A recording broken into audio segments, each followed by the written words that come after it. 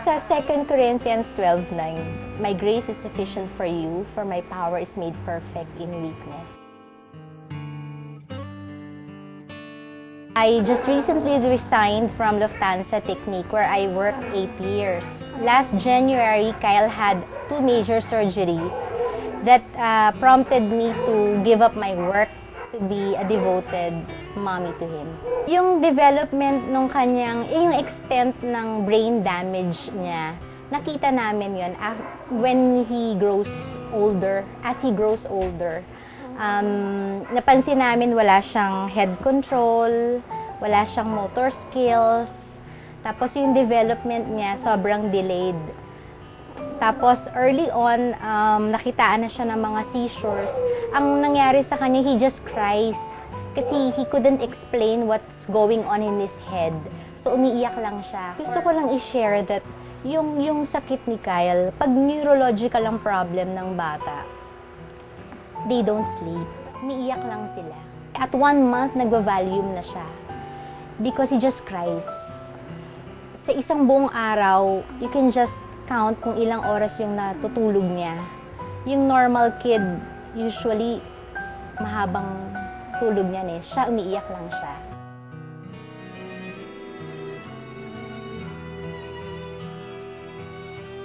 Somehow, I knew that maybe may mangyayari or something. But then, God comforted my heart to hold on to His promises. So, right after Kyle, I gave birth to Kyle, hindi siya umiyak.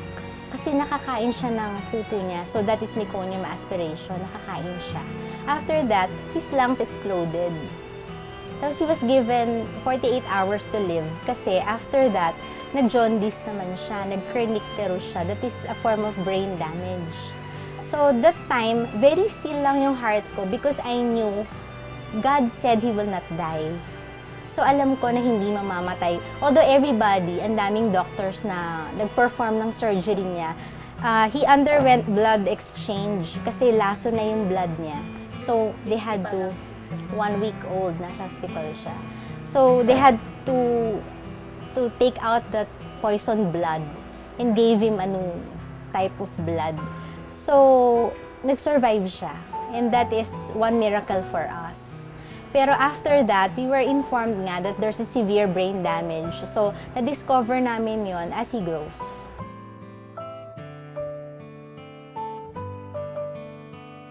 Okay. So, every 4 hours yung feeding ni Kyle. Usually, milk lang siya.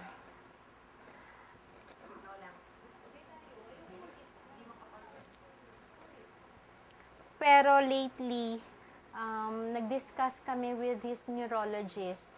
We want to try again a modified version of a ketogenic diet, consisting of mostly fats, less protein, and super less carbohydrates.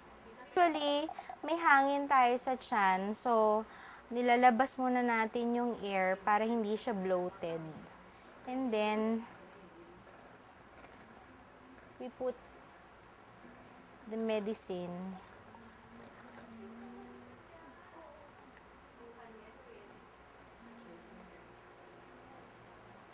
We prepare yung milk muna niya prior kasi dire-diretso na to.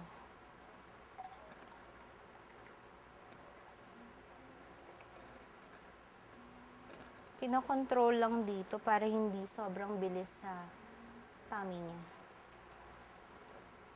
Tapos yung calculated yung kanyang milk.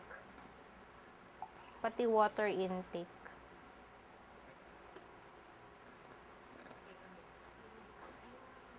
Usually kasi yung patients like him, they don't grow fat. Kasi yung epilepsy niya, sobrang maraming energy yung nawawala sa kanya pag nagsiseizure siya. Para kang nag-workout sa gym. Kaya pagod na pagod siya every time na malakas yung seizure niya. At times, nahihimatay siya pag sobrang lakas.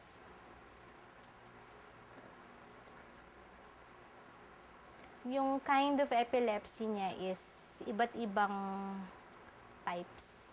Usually, isa lang or dalawa. Yung sa kanya, yung manifestation ng seizures niya, iba't ibang klase. Yung liver niya hindi nag-develop pa ng gusto nung maliit siya, nanilaw siya. Yung bilirubin level ng dugo niya nag-shoot up. Ang normal, mga 7 to 9 yata. Nag-33 siya. Golden yellow yung color niya. So, ang description nun, parang naluto yung brain. So, naglason yung blood niya. So, nag-emergency na blood exchange ang tawag. Pero prior to that, yung lumabas siya, nag-meconium aspirate siya, nakakain siya ng stool niya. Tapos nag-sepsis siya, nag-infection siya. Tapos after nun, yung kernicterus. Susunod-sunod yung trauma sa kanya. Nag-iwan ako ng konting milk para sa mouth niya. Kasi mamamatay yung panlasa niya pag hindi mo siya feed ng regular din na food. Plus, matutuyuan siya. So, kailangan may konti lang na liquid. Water niya, mga flavored water. Kasi may lasa to. Ang lahat kasi na medicines niya before sa mouth, super mapait pag dinikdik mo. Paper tabs kasi lahat ng medicine, hindi siya marunong mag-swallow eh. So before, lahat yan sa mouth, super mapait. So we give him mga flavored na water para medyo maibsa naman yung pait. Pero ngayon, since diretso na siya, hindi na niya nalalasahan yung pait. But we still give him flavored water. Parang treat na namin sa kanya. So, tapos na siya. Tapos na siya. Busog na siya.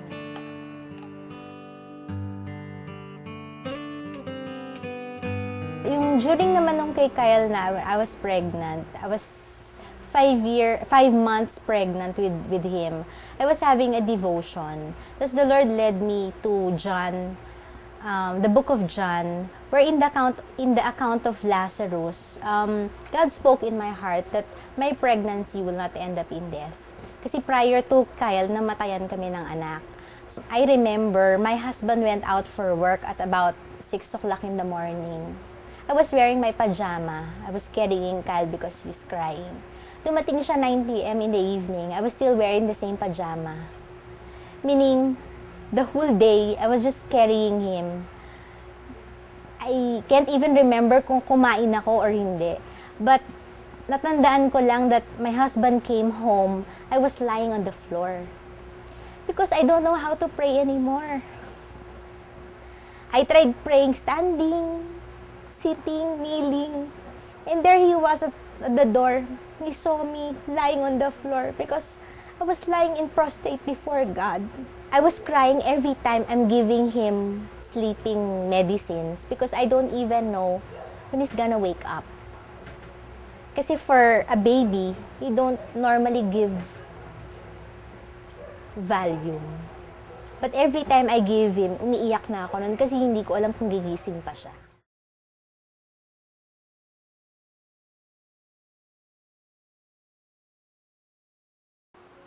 Ever since kasi, maliwanag sa akin na yung role ko is a wife, a mom, and then yung career. Pero over and above all this, syempre yung a child of God. So when you're a child of God, you listen to what God says. Nung naramdaman ko na it's time for me to let go sa career ko, hindi ako nag-struggle kasi alam ko this is the right decision.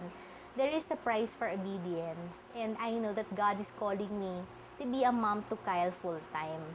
So, while I have the chance to do it, ginrab ko na yon. Kasi alam ko naman na merong reward din ang Lord for being obedient. So, I was thankful I was given the opportunity to find my own career, but at the end of the day, you're still a mom to your kids. So, sa work, they can find an easily replacement for you, but being a mom, wala namang ibang papat. I was thankful I was given the opportunity to find my own career, but at the end of the day, you're still a mom to your kids. So, sa work, they can find an easily replacement for you, but being a mom, wala namang ibang papalit sa akin.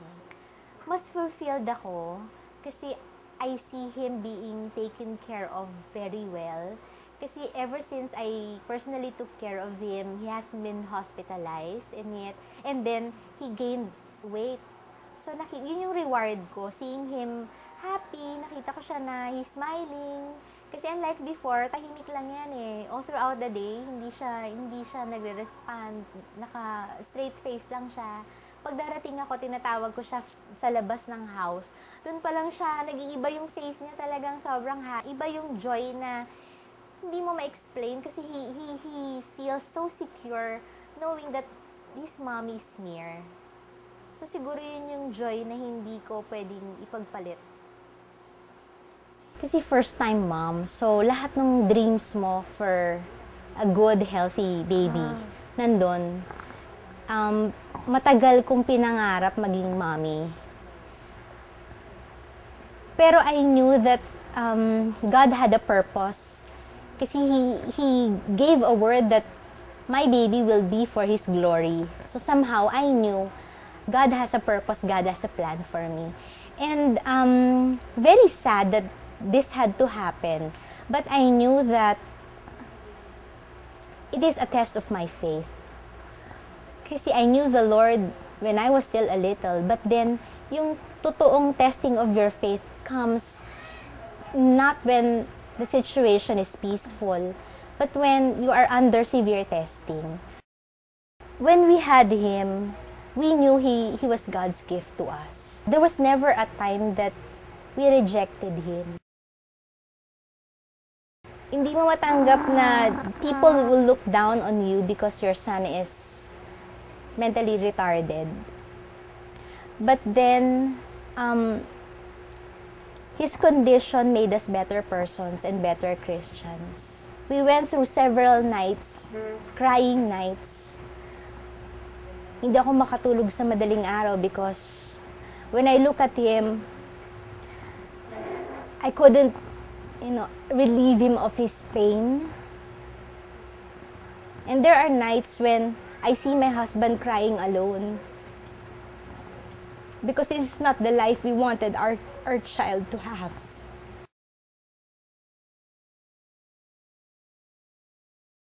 Hindi ko naisip na ganun pala yung capacity of my heart to love this kind of child. Tsaka nagkaroon din ako ng heart for the other kids like him. Every day we encounter problems like sa condition niya kasi, walang ibang taong pwedeng makaintindi sa kanya other than me.